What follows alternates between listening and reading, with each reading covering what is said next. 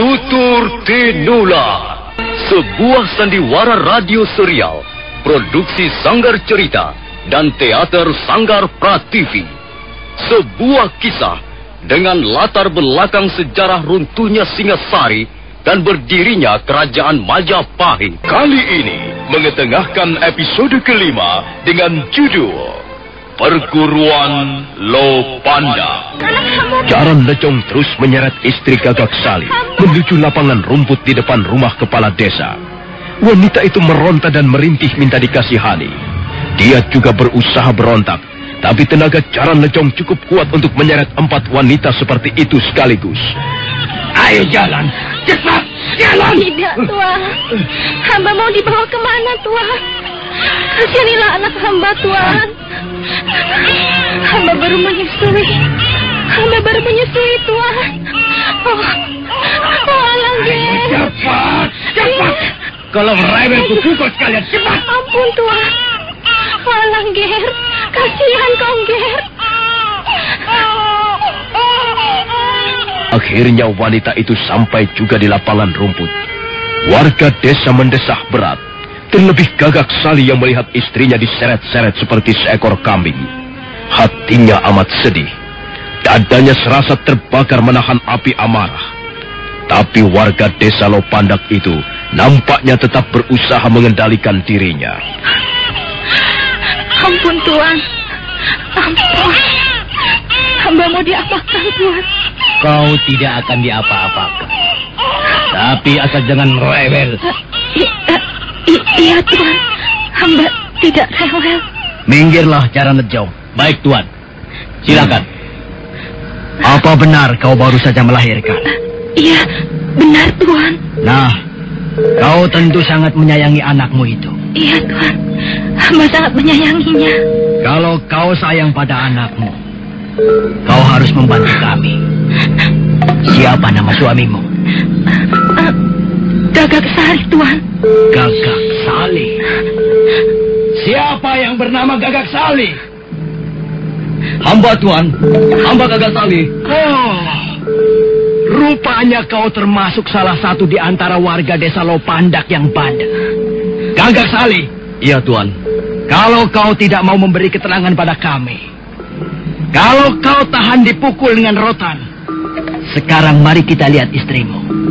Hei kau, lihat sini. Iya, Tuan. Kau warga desa Lopandak. Walaupun hanya seorang perempuan, sedikit banyak kau pasti tahu. Pasti mendengar apa yang sedang terjadi di desamu ini. Gagak Sali, suamimu itu adalah seorang pemberani. Dia laki-laki tulen. Dia pasti sanggup menjadi pelindung keluarganya yang amat dicintainya. Bukan begitu? Iya, Tuan. Kakang Gagak Sali memang seorang suami yang bertanggung jawab. Nah, itu bagus. Tapi agar bisa menjadi seorang pelindung yang baik, tentulah dia harus mempunyai sesuatu yang diandalkan. Apakah di rumahmu ada pedang? Tidak, Tuan. Kakang Gagak Sali tak pernah membawa-bawa pedang. Keris? Tidak, Tuan. Cundrik? Tombak atau parang? Atau senjata tajam yang lain? Tidak, Tuan. Tidak. Di rumah kami tak ada benda-benda seperti itu. Kami hanya menyimpan cangkul dan sebuah kampak tua untuk membelah kayu bakar. Kau jangan berdusta padaku. Sungguh, Tuan. Hamba tidak berdusta. Sungguh. Nah, kau pernah melihat suamimu belajar ilmu kanuragan? Latihan ilmu kanuragan? Itu latihan berkelahi, menendang, memukul, latihan jurus, latihan nafas. Tidak, Tuan. Kakang Gagak Sali tidak pernah latihan-latihan seperti itu. Dia sibuk bekerja di sawahnya atau tegalan. Dia rajin menanam ubi kayu, pisang dan labu, Tuan. Kalau dia tidak pernah latihan ilmu kanuragan, tidak punya senjata seperti pedang atau tombak, bagaimana dia bisa menjadi pelindung keluarga yang baik? Kau jangan bohong padaku. Tidak, Tuan. Sungguh, Tuan. Hamba tidak bohong. Suami hamba orangnya lugu sekali. Dia hanya sibuk bekerja untuk menghidupi keluarganya. Dia sangat mencintai anaknya, Tuan. Kau pernah melihat orang-orang berkuda melewati Lopandak ini menuju ke suatu tempat? Tidak, Tuan. Kau tahu daerah sekitar desa ini? Hamba jarang keluar rumah, Tuan. Hamba hanya keluar untuk membeli gula merah atau garam. Di mana kau membeli gula merah atau garam? Di lereng bawah sana, Tuan. Di rumahnya Aki Wangkali. Kau tahu siapa dia, Sanggarama Wijaya? Kau tahu siapa Ranggalawe, Lembu Sora, Kebo Anabrang, Banyak Kapuk? Cukup, Paman Kebo Mundara. Perempuan itu, walaupun baru saja melahirkan, bisa juga membuat telingaku pegal. Benar, Gusti. Hamba juga menjadi kesal. Karena Jong, Iya, Gusti. ini cambuk. Perempuan itu perlu dicambuk. Kau prajurit, kau juga. Pegangi perempuan itu, biar Jalan Lijong bebas mencambuk punggungnya. Dua orang prajurit segera menyergap istri Gagak Sali. Perempuan yang tubuhnya masih nampak lemah itu berusaha meronta-ronta. Jangan. Ampun, Tuan. Ampun, Gusti.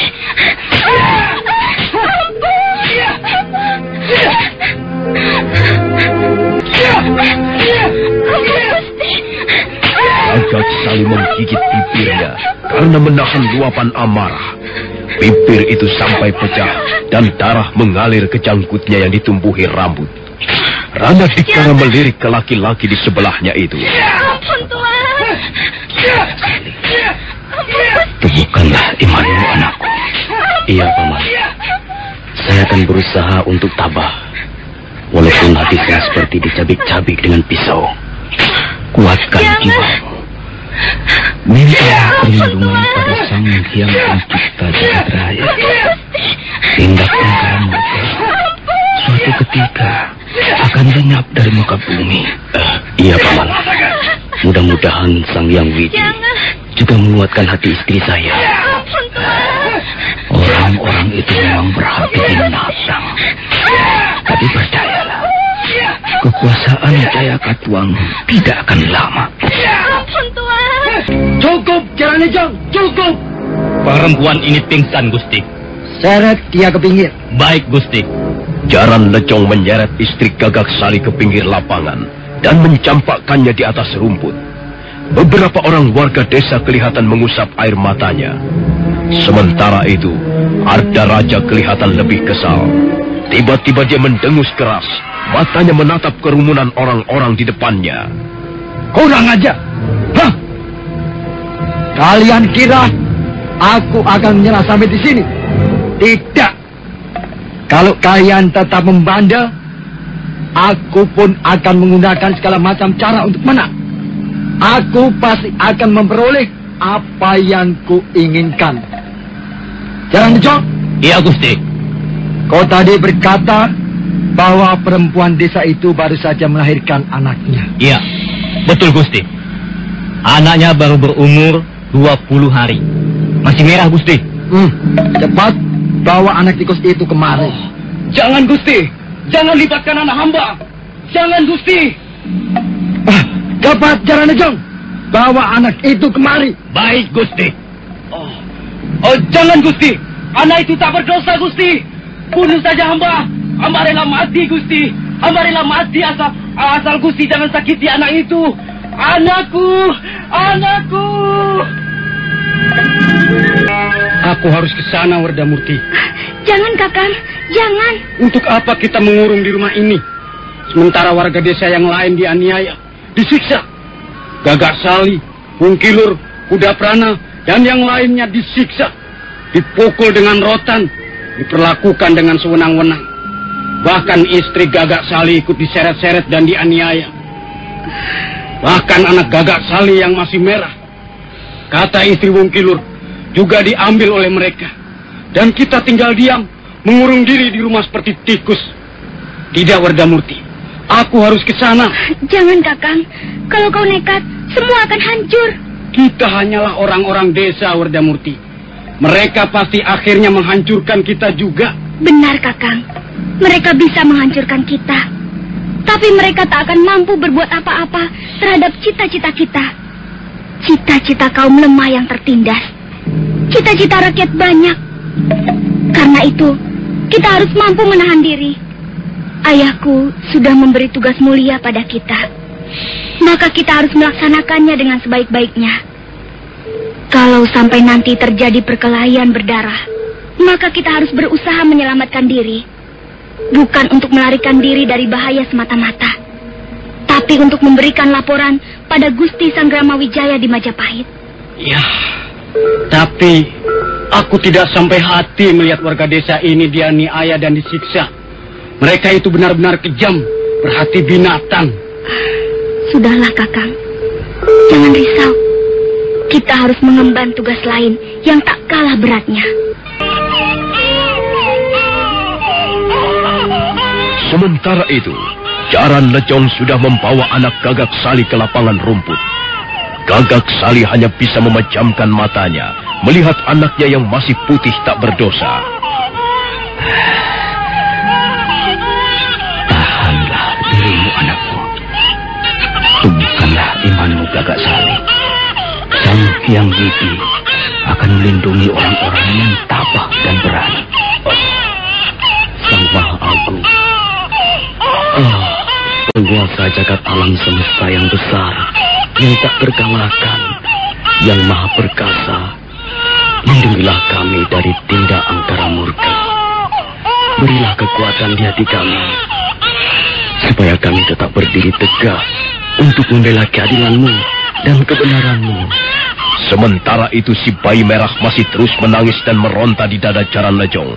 Arda Raja segera menghampirinya. Apakah anak tikus itu tidak bisa diam, Jaran Lejong? Anak ini bandel sekali, Gusti. Suara tangisnya keras dan tenaganya besar. Dia meronta-ronta terus. Semula anak ini mau dibawa kabur oleh seorang wanita tetangganya. Untung hamba segera melihatnya. Wanita itu hamba campakkan ke selokan dan anak ini hamba bawa kemari. Kurang ajar. Ada apa, Jaran Lejong? Dia ngompol, Gusti. Kurang ajar. Banyak sekali yang kencing, Gusti. Diam! Tak ada yang patut untuk ditertawakan. Anak tikus itu juga warga desa Lopandak. Dan dia telah mengotori Jaran Lejong dengan air kencingnya. Itu berarti dia telah merendahkan derajat kita, Jaran Lejong. Berikan anak itu padaku. Cepat! Baik, Gusti.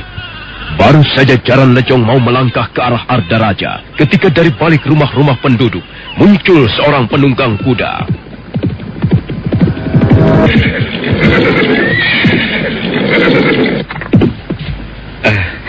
Ampun, Gusti Pangeran.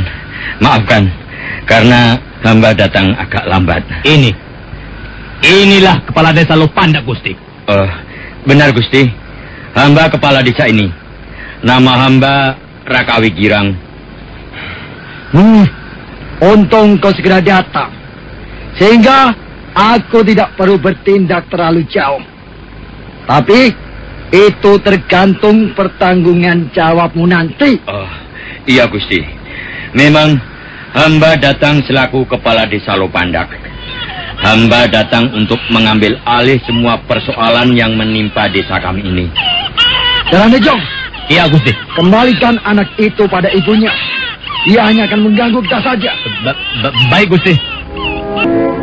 Jaran Lejong melangkah ke arah istri Gagak Sali yang sudah mulai siuman kembali.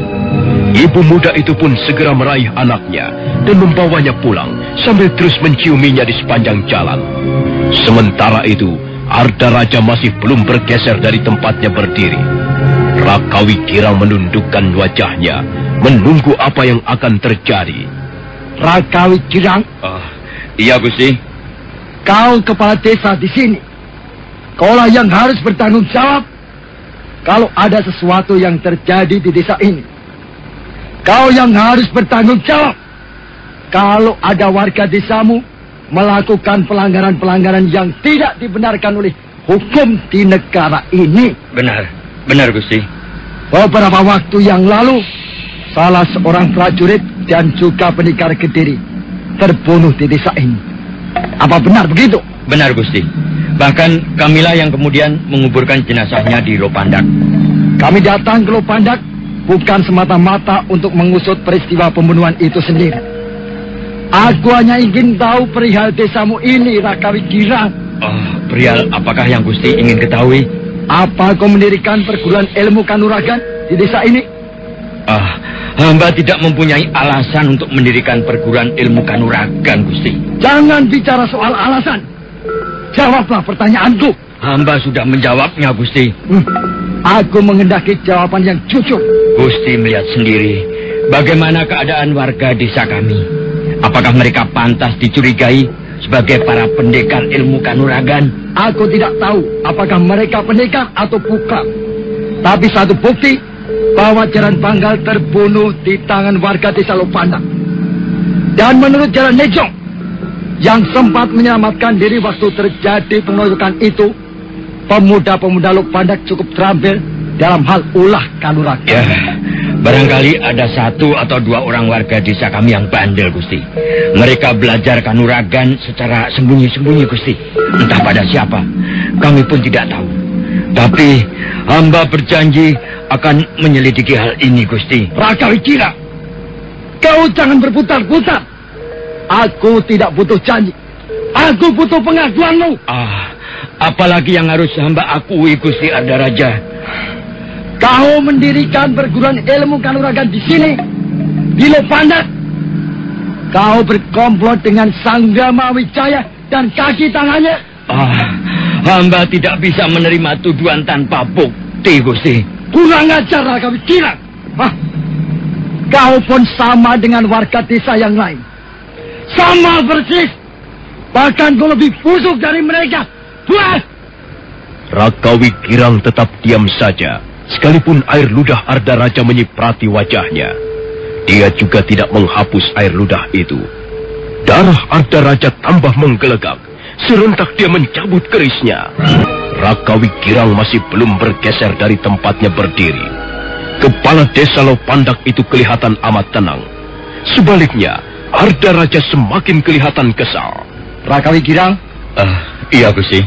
Kau dan warga desa Lopandak ini seluruhnya adalah para kawula. Tahukah kau apa itu artinya? Tahu, Gusti. Kau tahu apa kewajiban para kawula? Tahu, Gusti. Apa? Kewajiban para kawula ialah mengabdi dengan penuh kesetiaan pada bendoronya, pada Ratu Gustinya. Siapa bendoromu, Ratu Gustimu? Hamba dan seluruh warga Lopandak ini tinggal dan hidup di wilayah kerajaan Kediri. Jadi siapa bendoromu dan Ratu Gustimu? Tentu saja pemerintah Kediri, Gusti. Siapa pemerintah Kediri? Kerajaan Kediri sekarang ini di bawah perintah Sang Prabu Jayakatwang bersama para andahannya, para bawahan yang membantu beliau dalam menunaikan tugasnya sebagai raja, Gusti. Nah, sekarang ini aku atas nama pemerintah Kediri datang ke Lopandak ini. Aku bersama 500 orang prajurit yang berjajar di sebelah sana itu mengemban titah seorang raja yang kekuasaan dan wewenangnya tak bisa diganggu gugat lagi. Aku tidak mau berpanjang lebar. Aku datang ke Lopandak tentu saja untuk suatu hasil yang nyata. Aku tidak mau kembali ke istana dengan tangan hampa. Raka Wigirang. Iya, Gusti. Kau bisa berbuat jasa pada pemerintah Kediri, tapi bisa juga kau membuat kerugian yang besar. Dan aku akan bertindak tegas. Tegas dan adil. Kau akan kuberi hadiah, dan desa Lopandak ini akan dijadikan contoh bagi desa-desa yang lain kalau kau bersedia membantu aku. Tentu saja kami semua akan membantu Gusti Ardaraja. Bukankah sudah hamba katakan bahwa tugas kawula adalah mengabdi pada Ratu Gustinya? Bagus. Sekarang akui saja bahwa desa Lopandak yang kupimpin ini telah menjalin hubungan rahasia dengan Sanggama Wijaya. Kau tidak usah takut, Raka Wigirang. Jelas aku akan mengampuni kesalahanmu kalau memang kau berbalik mendukung pemerintah Kediri. Aku juga tidak akan mempersoalkan kematian Jaran Bangkal, anak buahku. Selanjutnya, aku hanya akan berurusan dengan Sanggama Wijaya dan kaki tangannya dan Majapahitnya. Bagaimana, Raka Wigirang? Jadi hamba tidak mempunyai pilihan lain? Kau hanya mempunyai dua pilihan. Membantu kami atau menyokong Sanggrama Wijaya. Hamba juga warga desa Lopandak yang lain. Tidak mempunyai hubungan apa-apa dengan Gusti Sanggrama Wijaya. Puspa, Kalau Gusti Pangeran tidak percaya, kami pun tidak bisa berbuat apa-apa. Raka Wigilang. Iya, Gusti. Apa yang ku genggam ini? Kalau tidak salah, itu sebuah keris, Gusti. Coba tunjukkan padaku di mana letak jantung. Di sini, Gusti. Kejadian itu berlangsung sangat cepat. Ujung keris Ardaraja meluncur deras dan merobek jantung Raka Wigilang. Kepala desa Lopandak itu mendekap lukanya yang terus memuncratkan darah segar. Ardaraja menatapnya dengan dingin sambil menyeka darah yang membasahi ujung kerisnya. Tubuh Raka Wigilang tersungkur ke atas rumput. Setelah mengejat beberapa kali, dia lalu diam, tak bergerak-gerak lagi. Warga desa Lopandak memandang dengan rasa iba bercampur amarah yang meluap-luap. Tiba-tiba dari kerumunan orang-orang itu, Gagak Sali meronta-ronta dalam dekapan Rana Dikara. Tidak, Paman. Tidak. Mereka kejam sekali. Mereka sudah membunuh Kilurah. Tahan, Gagak Sali. Tahan. Tidak. Saya sudah tidak tahan. Ayo, kita lawan mereka. Yang merasa menjadi warga desa Lopandak. Lawanlah mereka. Iya. Iya. Jangan anak-anak, jangan. Warga desa Lopandak bagaikan kesetanan. Mereka menyerbu dengan sengit. Sebagian yang bisa merebut senjata prajurit Kediri langsung menggunakannya untuk membabat prajurit-prajurit yang lain.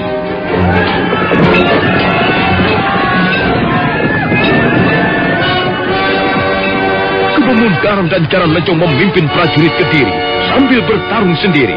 Sementara itu, Ardaraja, Empu Bajil, Dewi Sambi dan Empu Renteng membunuh warga desa yang berada di pinggir lapangan. Ayo, apa terus? Jangan biarkan mereka lagi.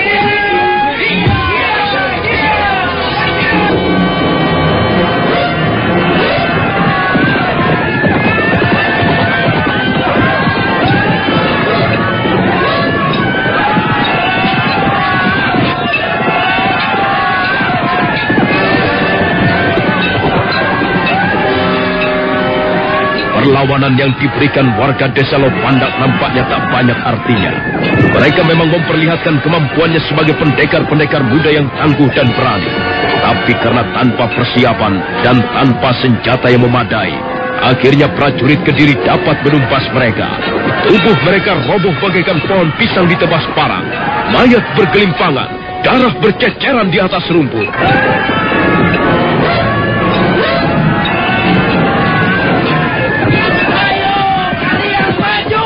Habiskan mereka semua. Iya.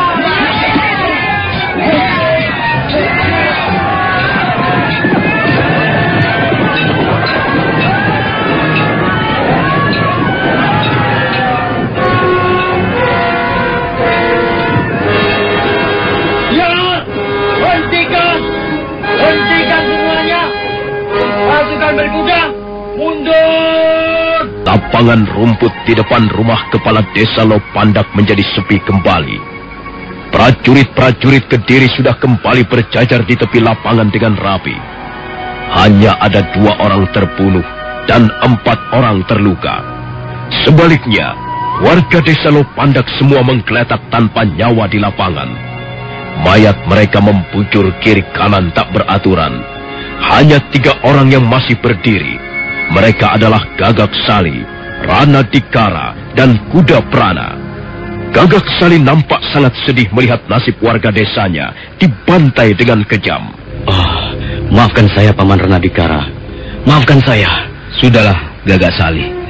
Semuanya sudah terjadi. Saya menyesal sekali, Paman. Saya telah membuat jatuh banyak korban. Gagak Sali, jangan seperti anak kecil. Kita sudah melawan mereka. Dan kita akan terus melawan sampai titik darah terakhir. Bagaimana selanjutnya, Gusti? Mereka sudah bisa kita tumpas. Hanya tinggal 3 orang saja yang masih hidup. Dan mereka bertiga aku serahkan pada Paman Bajil, Dewi Sambi, dan Paman Renteng. Baik, Gusti. Biar kami yang menyelesaikan 3 warga Lopandak itu. sebaiknya Gusti Ardaraja mengurusi yang lain. Jalan Nejong? Iya, Gusti. Bawalah 100 prajurit untuk menggeledah seluruh rumah yang ada di Lopandak ini. Aku curiga masih ada beberapa orang yang tinggal bersembunyi. Sementara itu, sisa prajurit yang ada akan kubawa untuk melihat-lihat daerah sekitar Lopandak. Paman Gembong Mendarang, biarlah ikut bersamaku. Baik, Gusti.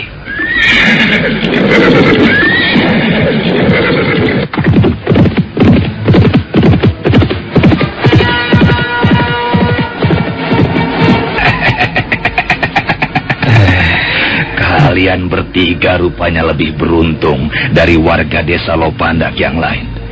Lihat, teman-teman kalian sudah binasa di tangan prajurit-prajurit Kediri. Aku tidak tahu siapa yang akan menguburkan mayat sebanyak ini. Apakah Tuan bicara pada kami? Aku bicara pada mayat-mayat yang berkelimpangan itu.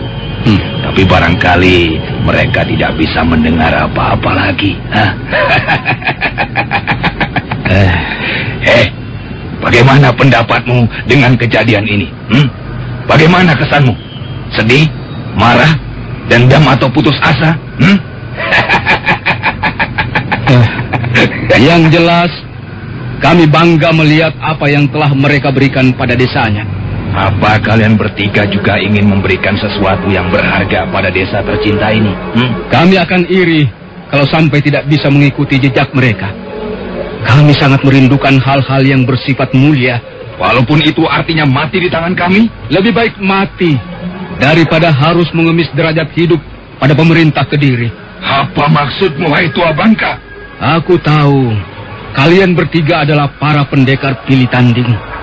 Tapi aku juga tahu bahwa kalian hanyalah 3 orang manusia yang bisa ditundukkan dengan pesona uang, pangkat, dan kedudukan. Untuk keperluan itu, kalian rela menyembah dan mencium telapak kaki Ardaraja. Kurang ajar. Kau akan segera mati di tanganku. Tapi masih juga berani menghina kami. Hei, cabutlah kata-katamu itu, dan aku akan mengampunimu. Kau akan kuperbolehkan pergi dari lapangan ini setelah terlebih dulu berlutut di hadapanku. Kalau aku mau berlutut, ngapa harus di depanmu? Kau hanyalah orang suruhan. Kau gedibal. Kau tak lebih berharga daripada seekor anjing penunggu rumah. Berdebah. Kata-katamu itu hanya akan mempersingkat hidupmu. Adi Renteng, Sambi, minggirlah. Akan kubunuh orang Lopandak ini dengan ujung tongkat pencabut roh. Melihat Empu Bajil sudah mempersiapkan tongkat andalannya, Ranadikara buru-buru melompat ke arah seorang prajurit Kediri yang tergeletak di sampingnya. Dia mencabut pedang prajurit itu, kemudian menunggu serangan. Kau tidak usah buru-buru mengambil senjata yang mungkin kau perlukan untuk menangkis seranganku. Aku akan memberimu waktu yang cukup untuk menikmati sisa-sisa hidupmu. Aku sudah siap. Kalau begitu, bagus, bagus.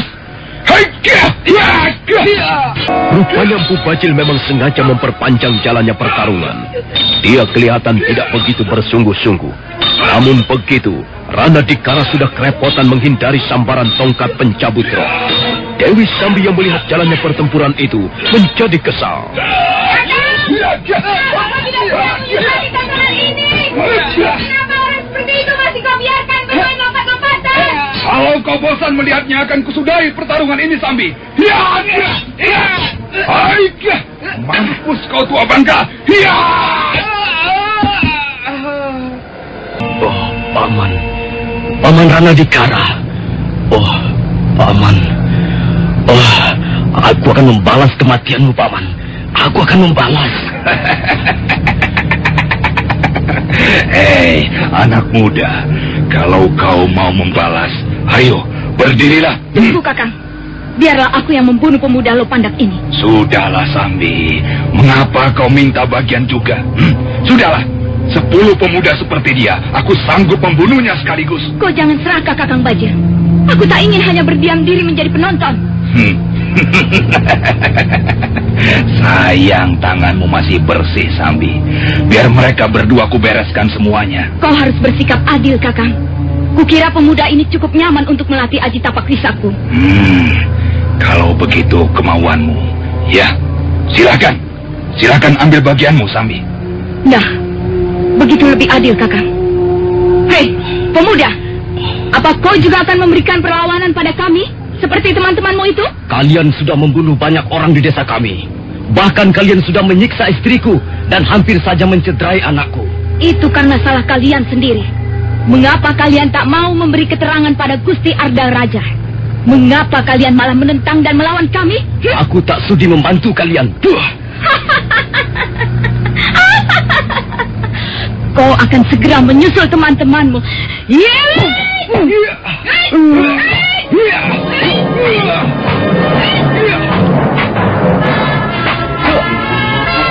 Sementara itu, Jaran Lecong yang disuruh menggeledah rumah penduduk segera menjalankan tugasnya. Dia memasuki rumah-rumah warga desa dan mengobrak-abrik seluruh isinya. Mana suamimu? Mana anak-anak laki-laki? Mana? Mana? Apakah di rumah ini ada yang masih bersembunyi? Mana dia? Ayo tunjukkan! Setan alas! Akan kubongkar rumah ini!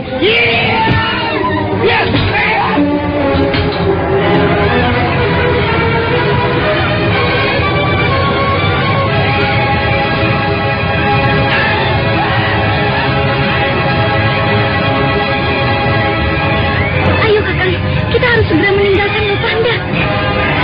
Mereka membunuh warga yang lain. Semuanya mati di lapangan rumput.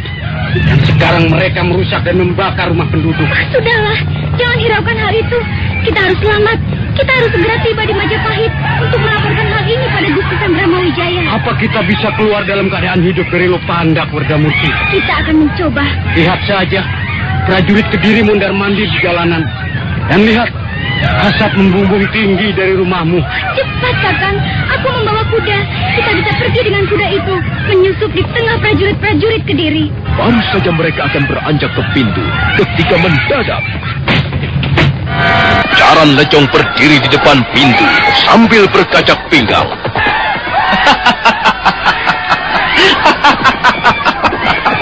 Rupanya masih ada seekor tikus yang tertinggal. Aku bukan tikus desa. Kau tikus. Tikus comberan. Pengecut. Kau lihat di sana. Di tengah lapang rumput sana. Teman-temanmu pada menggeletak. Mereka semua terbunuh karena mengadakan perlawanan pada kami. Prajurit-prajurit Kediri. Dan kau. Apa yang kau lakukan di sini? Hah? Kau malah bersembunyi dengan seorang perempuan. Aku tidak bersembunyi. Aku merasa tidak perlu untuk bersembunyi. Kau masih berkata begitu? Aku sedang berada di rumahku sendiri. Mengapa kau tidak datang ke lapangan sana? Hah? Mengapa kau tidak datang seperti teman-temanmu? Apakah aku harus datang ke sana? Iya, kau harus datang. Ini perintah Gusti Arda Raja. Aku tidak kenal siapa itu Arda Raja. Kunyuk jelek. Berani kau menghina seorang pangeran pati. Ayo, sekarang kau ikut aku. Tidak. Aku membawa beberapa orang prajurit. Mereka sedang menunggu di halaman. Kalau kau tidak mau menurut, kami terpaksa akan menyeretmu. Kau tidak berhak memaksaku untuk pergi ke suatu tempat. Kau datang dengan kasar, bahkan kau telah merusakkan pintu rumahku. Mestinya kau kuusir dari desa Lopanda. Setan kau! Kurang ajar. Kau rusakkan barang-barangku. Aku bahkan akan membakar rumahmu. Iya.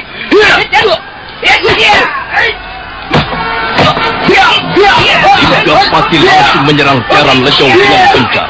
Pendekar kesayangan ibu kecil itu agak kewalahan juga. Kesempatan ini digunakan Wardamurti untuk lolos dari pintu belakang. Sementara itu, Jaran Lecong memaksa Linggapati meneruskan pertarungan di halaman.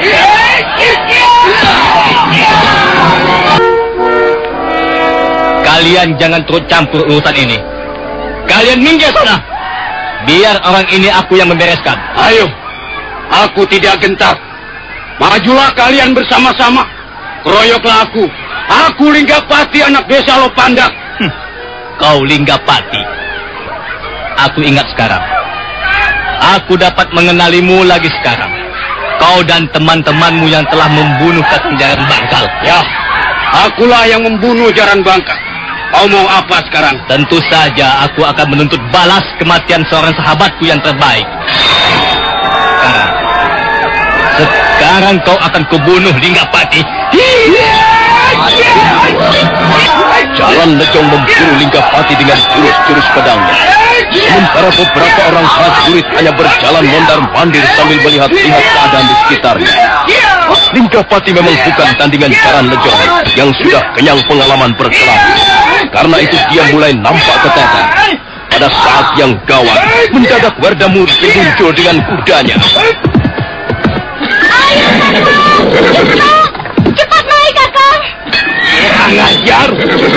Ayo, lepaskan anak panah. Cepat bidik mereka. Kurang ajar. Serentak 10 orang pemanah mementang gendewanya dan membidik ke arah kuda yang ditumpangi Werdamurti dan Linggapati yang terus melaju. Setan! Ayo kejar mereka! Ambil kuda, ikut aku! Setan dalas! Ya!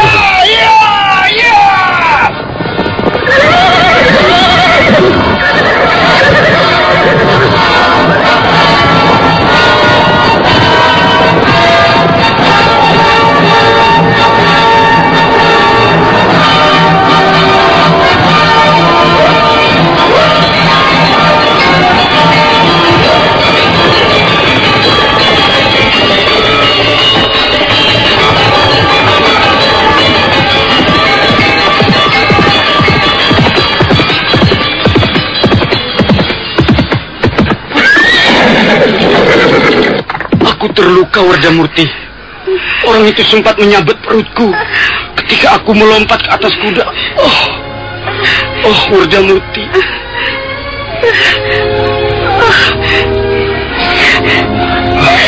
Werdamurti, kau kenapa? Aku terkena anak panah, Kakang. Lihatlah. Linggapati terkejut. Dia melihat ada sebuah anak panah menancap di tubuh kekasihnya.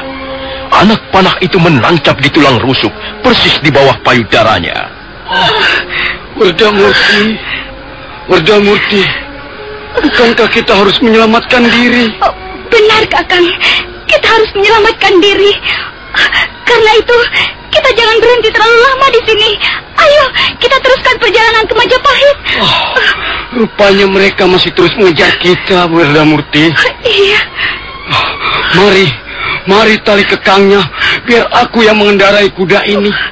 Kau pegang kuat-kuat leher kuda ini, supaya tidak terjatuh.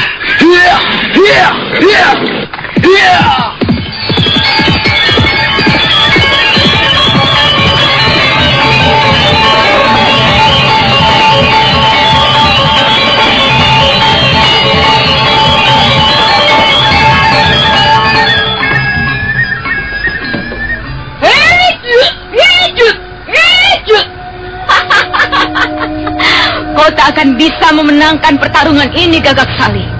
Kau juga tidak akan bisa menakut-nakuti aku hingga aku rela menyerahkan diri. Sebenarnya aku kasihan padamu. Kau masih amat muda. Kau baru saja mempunyai anak. Kasihan istrimu itu kalau nanti akhirnya menjadi seorang janda. Istriku adalah seorang wanita yang baik. Dia mampu menjaga harga dirinya dengan baik. Dia bukan wanita ugal-ugalan seperti kau, tahu? Kau pasti sangat mencintai istrimu itu, bukan? Apa urusanmu? Kalian suami istri muda yang saling mencintai. Tapi sayang, cinta yang indah itu harus direnggut. Cinta kalian akan kuputuskan hari ini juga. Kecuali kau mau memberikan keterangan padaku tentang Desa Lopandak. Kalau toh aku menyimpan keterangan yang kalian inginkan, aku tak akan memberikannya. Apalagi pada wanita iblis seperti Dewi Sambi. Gagak Saleh, ku beri waktu barang sekejap untuk mengenang anak dan istrimu. Dan setelah itu, aku baru akan membunuhmu. Wajah Dewi Sambi merah menyala. Pandangan matanya seperti akan menelan Gagak Sali. Mulutnya mendesis dan bibirnya bergetar. Kemudian terlihat wanita itu merentangkan kedua belah tangannya. Itulah pertanda pendekar dari Gunung Wilis yang kemudian memperdalam ilmunya di lereng Tengger itu. Mengeluarkan ilmunya Aji Tapak Wisa. Kukira sudah cukup. Sekarang tahanlah seranganku ini. Kalau kau mampu bertahan dalam 3 jurus saja, maka kau akan kuminta ampun pada Gusti Arda Raja. Dan selanjutnya, kau boleh bebas.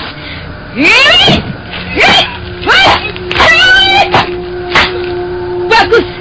Kau cukup tangkas berkelit. Sekarang lihat jurusku berikut ini. Gagak Sali seketika menjadi geragapan begitu serangan Dewi Sambi menghambur datang. Dia menjadi bingung, seperti tidak tahu apa yang harus dilakukan. Gerakan perempuan itu begitu cepat, dan jurusnya sangat berbahaya, penuh tipu muslihat. Suatu saat, Gagak Sali yang memang sudah tak berdaya lagi, menjadi putus asa. Tangkisannya tidak banyak gunanya lagi. Dan pada saat itulah tangan Dewi Sambi terangkat tinggi, dan telapak tangannya mengembang. Aji Tapak Wisa! Tubuh Gagak Sali terpental sejauh 3 batang tombak ke belakang. Sungguh malang nasib warga desa Lopandak itu. Wajahnya biru, dan bagian dadanya seperti hangus tersiram bara. Bagus sekali tontonan yang kau sajikan, Sambi. Lihat saja, orang itu sampai ternganga keheranan. Hei, kau juga mau minta bagianmu? Hei, tunggu, Sambi. Serahkan orang ini padaku. Rupanya kau yang minta bagian, Kakang Renteng. Silakan, aku tak berminat pada orang seperti itu. Nah, begitu. Jadi kita bertiga mendapat pembagian tugas yang adil. Hei, kemari kau. Iya kau. Sebelum permainan berikutnya dimulai, marilah kita berbincang-bincang bareng sejenak. Kau tidak keberatan, bukan? Tidak. Bagus. Bagus sekali. Boleh aku tahu namamu? Nama hamba Kuda Prana, Tuan. Rupanya kau mempunyai pembawaan yang lebih baik dibanding dengan teman-temanmu yang lain. Kau lebih sopan dan nampaknya kau lebih cerdik dibanding Gagak Sali ataupun Rana Dikara. Apakah kau asli warga desa Lopandak? Hamba dilahirkan dan dibesarkan di Lopandak, Tuhan. Iya. Orang tua laki-laki hamba asli warga desa ini, tapi orang tua perempuan dari Singasari, Tuhan. Pantas cara berpikirmu sedikit lebih kota. Nah, sekarang bagaimana? Kau ingin mengikuti jejak teman-temanmu itu? Lihat, semua temanmu sudah tergeletak menjadi mayat. Mereka mati untuk suatu keyakinan dan pendirian yang aku kira tidak masuk akal. Nah, sekarang bagaimana denganmu, Kuda Prana? Kau memilih ikut mereka atau barangkali kau mempunyai pertimbangan yang lain? Baik, Tuan. Hanya keterangan yang kami butuhkan. Keterangan dan pengakuan. Kalau kau mau memberi keterangan tentang Sanggrama Wijaya, kau akan kami bebaskan. Baiklah, hamba menyerah, Tuan. Hei, apa maksudmu dengan menyerah? Hamba belum mau mati, dan untuk itu hamba akan memberikan keterangan yang tuan-tuan butuhkan.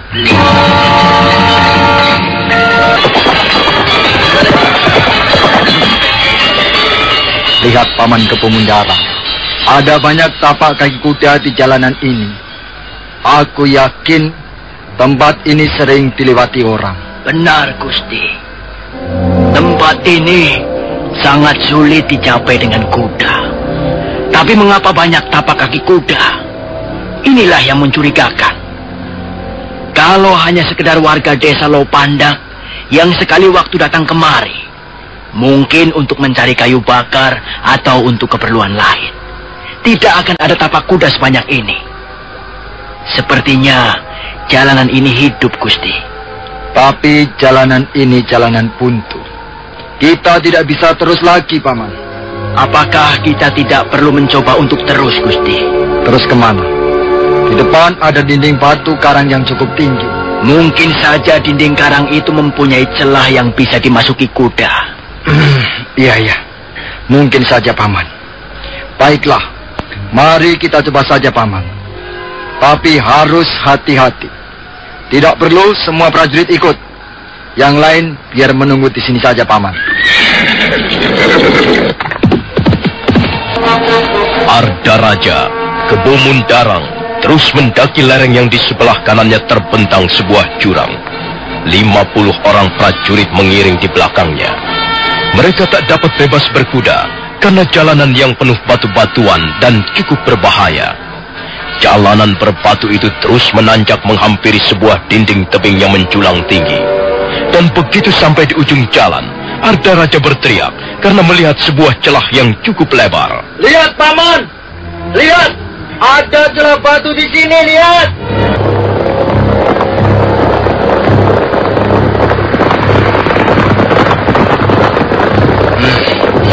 Rupanya di sini tempat latihan keprajuritan. Aku menemukan 2 potong logam bekas patahan pedang. Hamba juga menemukan patahan mata tombak, Gusti. Dan seorang prajurit yang memeriksa tempat ini menemukan setumpuk keris yang ditanam di dekat pintu masuk. Kalau begitu jelas bahwa Desa Lopandak mendirikan perguruan kanuragan secara diam-diam. Benar, Gusti. Hal itu sekarang sudah terbukti. Sekarang tinggal membuktikan apakah perguruan gelap ini ada hubungannya dengan hutan tarik. Aku akan melaporkan hal ini pada Ayahanda Prabu. Dan selanjutnya, aku harus bisa membujuk Ayahanda Prabu agar mau meninjau keadaan hutan tarik. Ya, itu perlu sekali, Gusti. Kalau memang nanti terbukti bahwa Sanggrama Wijaya membuat gerakan bawah tanah yang tujuannya untuk menggulingkan pemerintah Kediri, maka hutan tarik yang menamakan dirinya Majapahit bisa dipungkam untuk selama-lamanya. Benar, Paman. Aku pun tidak sudi mendengar sebutan Majapahit. Pokoknya, sebelum Kakang Wijaya dan kaki tangannya dimusnahkan dari muka bumi ini, aku tidak akan pernah puas. Hanya sayang, Ayahanda Prabu terlalu banyak pertimbangan. Beliau juga sangat terpengaruh surat yang dikirimkan Arya Wiraraja. Itulah yang membuatku seringkali jengkel, Paman. Ya, sudah. Hasil temuan kita ini, kukira bisa kugunakan untuk membujuk Ayahanda Jayakatwang. Nah, bagaimana, Paman? Apa sudah cukup kita memeriksa tempat ini? Hamba kira cukup, Gusti. Sebaiknya kita segera kembali ke Lopandak. Nanti keburu gelap. Baik, Paman. Perintahkan mereka untuk kembali ke Lopandak.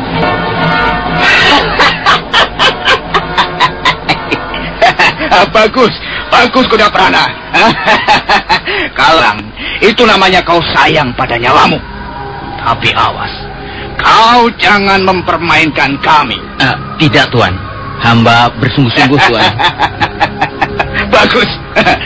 Nah, kemarilah. Aku ingin mendengar pengakuanmu. Dan pengakuan itu nanti harus kau ulangi di depan Gusti Ardaraja. Baik, Tuan. Kuda Prana melangkah pelan ke arah Empu Renteng yang jaraknya kurang lebih 10 batang tombak. Warga Desa Lopandak itu melangkah sambil diam-diam meraba gagang kerisnya.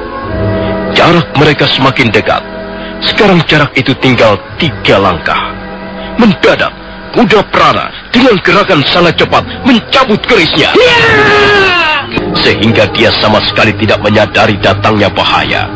Ujung keris Kuda Prana meluncur deras ke arah ulu hatinya.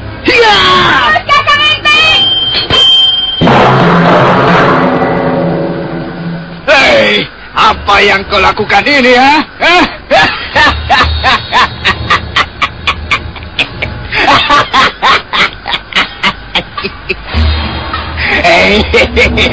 Rupanya kau masih gemar bercanda, Kuda Prana.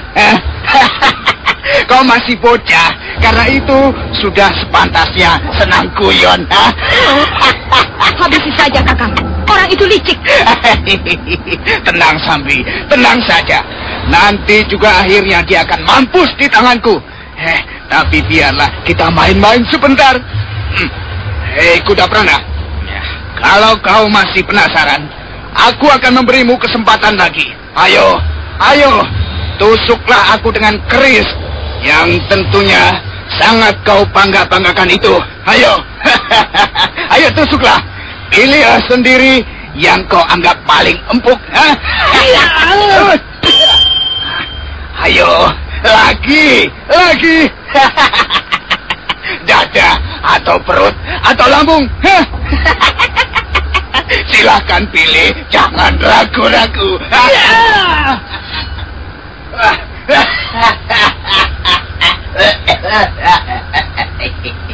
Enak sekali tusukanmu. Kuda Prana, aku tidak mau tanggung-tanggung menjadi pendekar. 10 tahun aku berlatih ilmu kanuragan di atas lereng Gunung Berdiri. Percuma aku turun gunung kalau harus takut pada kerismu yang buluk itu. Ayo, tusuk lagi.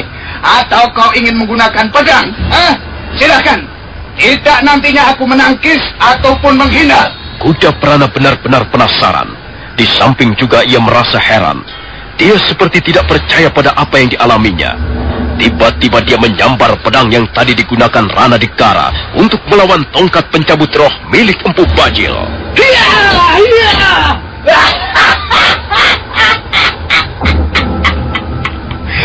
Kalau kau ingin tahu ilmu yang kugunakan ini, Kuda Prana, dengarlah baik-baik.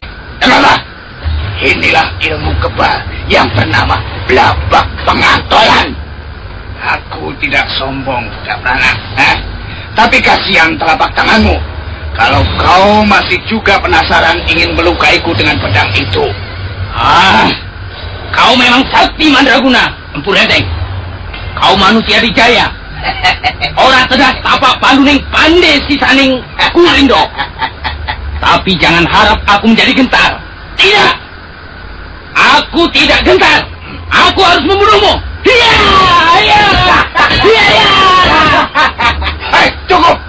Cukup, Kuda Prana. Kuda Prana sangat terkejut dan tangannya mendadak menjadi gemetar. Bentakan Empu Renteng itu bagaikan pukulan angin yang menyambar dadanya. Untuk sesaat, pemuda Lopandak itu sesak napas. Kuda Prana, aku sama sekali tidak marah melihatmu berbuat seperti orang gila begitu. Aku tidak marah kau menusuk dadaku, perutku, leherku dengan kerismu itu. Aku juga tidak marah kau membabat kepalaku dengan pedang itu. Tapi ada satu hal yang membuatku sangat tidak senang, Kuda Prana. Kau mau tahu? Aku tidak senang karena kau telah berani meliciki aku.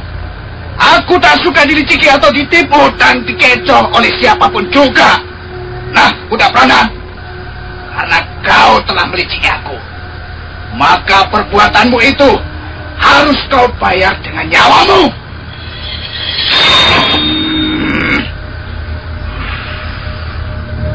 Pedang kuning ini akhirnya minta tumbal juga. Nah, bersiaplah untuk menyusul teman-temanmu, Kuda Prana.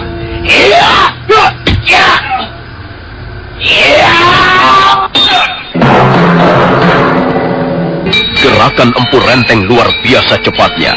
Pedang kuning hanya sebentar berkelebat di udara. Dan selanjutnya, tiba-tiba saja Kuda Prana sudah tak mempunyai kepala. Tubuhnya limbung beberapa saat, tangannya mengejang, dan akhirnya tubuh itu pun goyah, kakinya tertekuk, dan kemudian...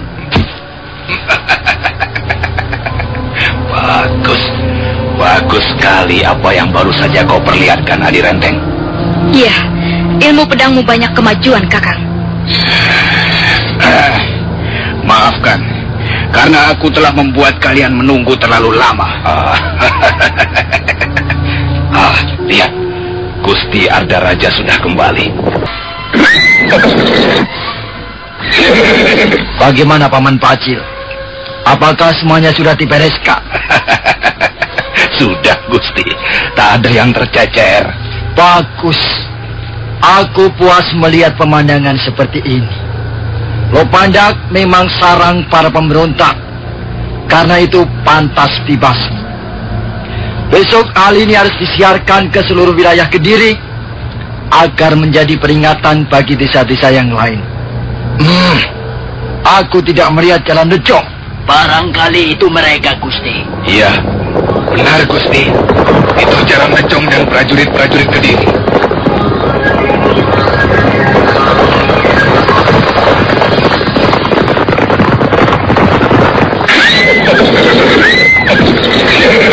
kau jalan hijau. Ampun Gusti. Ada 2 orang warga desa berhasil melarikan diri. Mengapa sampai ada yang melarikan diri? Suasana kacau balau, Gusti.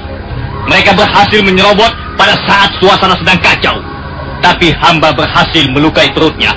Sedang yang seorang lagi terluka oleh anak panah yang dibidikkan prajurit-prajurit Kediri. Jadi mereka melarikan diri dalam keadaan terluka. Betul, Gusti. Kami mengejar sampai jauh di luar batas desa Lopanda. Tapi kami kehilangan jejak. Kira-kira kemana arah tujuan mereka? Iya, barangkali ke hutan tarik, Gusti. Hutan tarik masih sangat jauh dari sini, Gusti. Ampun, Gusti. Hamba menyesal sekali. Hamba telah lengah dalam menjalankan tugas. Hamba bersedia dihukum, Gusti. Sudahlah, Jaranejo. Kalau mereka lari dalam keadaan luka, aku yakin mereka akan mampus di tengah jalan. Nah, kukira tidak ada perlunya kita berlama-lama di tempat ini. Mari kita kembali.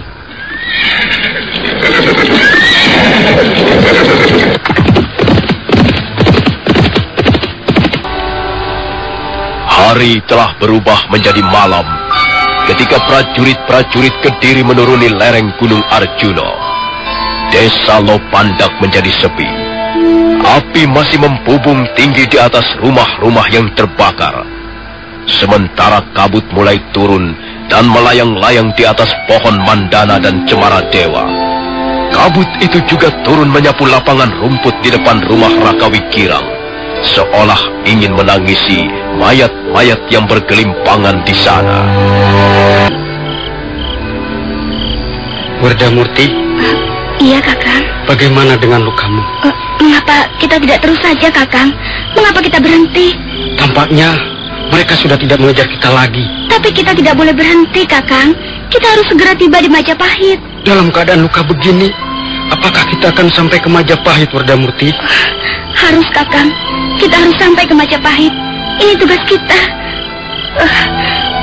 Apakah kau masih kuat untuk meneruskan perjalanan? Apakah goncangan di atas kuda tidak membuat darahmu semakin banyak keluar? Kita harus segera tiba di hadapan Gusti Sanggrama Wijaya. Hanya itulah yang kupikirkan sekarang. Aku tidak mau tahu soal luka ini. Biarlah darah menetes di sepanjang jalan. Tapi kita harus terus berjalan. Tugas ini terlalu mulia untuk disia-siakan, Kakang. Baiklah, Wardamurti. Mari kita teruskan perjalanan.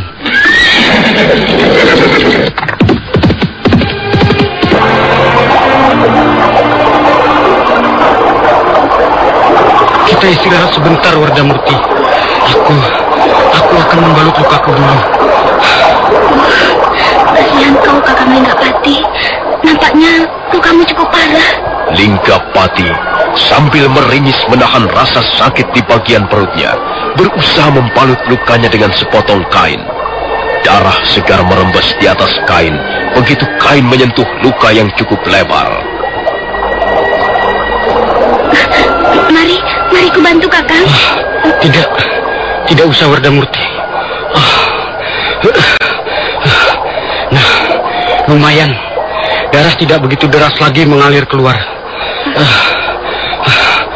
Kau tidak ingin minum dulu, Wardamurti? Tidak, Kakang. Minumlah, supaya lebih segar. Ayo, minumlah, Wardamurti. Kita sudah terlalu lama istirahat, Kakang. Kita berangkat lagi. Iya, sebaiknya begitu. Baiklah, mari aku papa kau ke atas kuda. Ayo, pelan-pelan saja. Nah, sekarang naiklah. Mari ku dorong. Ya, peganglah kuat-kuat. Aku akan naik di belakangmu.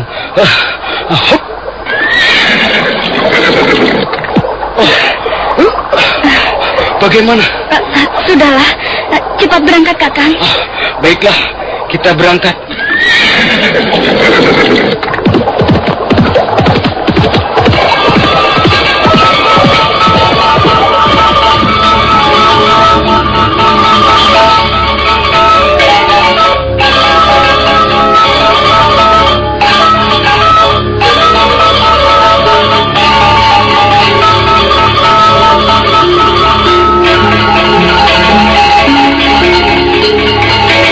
Demikianlah Ayahanda Prabu, apa yang kami temukan di Desa Lopandak adalah bukti nyata adanya sebuah gerakan bawah tanah.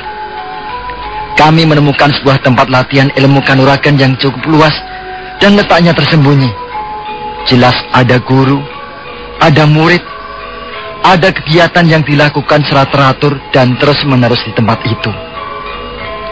Kami masih menemukan jejaknya, bekas-bekasnya, karena pada waktu kami tiba di sana, rupanya tempat itu baru saja dikosongkan. Ardaraja. Iya, Ayahanda Prabu. Aku sangat menghargai usahamu untuk terus-menerus mengawasi orang-orang yang perlu dicurigai. Aku juga menghargai hasil yang kau capai di Lopandak. Desa seperti itu memang tidak boleh hidup di wilayah Kediri. Desa seperti itu harus dijadikan contoh yang buruk bagi desa-desa yang lain. Maka sudah sepantasnya Lopandak di bumi hanguskan. Tapi belum tentu apa yang kau temukan di Lopandak ada hubungannya dengan Sanggrama Wijaya. Memang Ayahanda Prabu, belum tentu segala kegiatan yang dikerjakan orang-orang Lopandak ada hubungannya dengan Kakang Wijaya. Tapi bukankah kemungkinan seperti itu selalu ada? Percayalah Ardaraja, Sanggrama Wijaya tidak akan berani melawan aku. Hamba hanya tidak ingin peristiwa yang menimpa Singasari akhirnya menimpa Kediri juga, Ayahanda. Tidak Ardaraja, itu tidak mungkin. Jaya Katuang bukan Kertanegara. Bapak mertuamu itu memang sudah kelewatan sombongnya. Dan kesombongannya itulah yang membuat dia menjadi lengah. Dia memberi kebebasan padaku untuk membuat wadyabala. Padahal jelas itu berbahaya sekali. Dalam hal seperti ini, soal pemerintahan dan kekuasaan, kadangkala kita memang terpaksa menutup mata. Tak peduli sanak atau kadang, adik, kakak, teman ataupun kekasih, semua disingkirkan demi kekuasaan. Nah, Ardaraja. Iya, Ayah. Hal-hal seperti ini sudah kusadari benar. Jadi kita tidak perlu merasa takut, karena kita sudah mengetahui rahasianya. Rahasia? Iya. Apa maksud Ayahanda Prabu? Sanggrama Wijaya kalau mau memberontak padaku harus punya bala tentara yang terlatih, dan jumlahnya harus di atas 10.000 orang. Nah, dari mana dia bisa mengumpulkan orang sebanyak itu? Kalaupun dia bisa, dari mana dia akan memberi makan orang sebanyak itu, memberinya pakaian, menjamin hidup keluarganya, dan sebagainya? Mungkin saja dia masih banyak pengikutnya, Ayahanda Prabu. Mungkin saja para pengikutnya itu yang bergerak untuk mengumpulkan orang-orang. Sudahlah. Yang penting, pengawasan terus ditingkatkan. Sebar telik sandi sebanyak-banyaknya. Berilah mereka hadiah-hadiah untuk merangsang semangatnya mencari keterangan yang kita perlukan. Jadi, Ayahanda Prabu tidak bersedia meninjau hutan tarik? Itu soal mudah, Ardaraja. Aku sudah lama tidak berburu. Besok pagi, siapkan peralatan berburu. Aku ingin berburu kijang di hutan tarik. Sekaligus mau melihat dari dekat daerah permukiman Sanggrama Wijaya. Nah, cukup, Ardaraja. Terima kasih. Hamba kira lebih dari cukup, Ayahanda Prabu.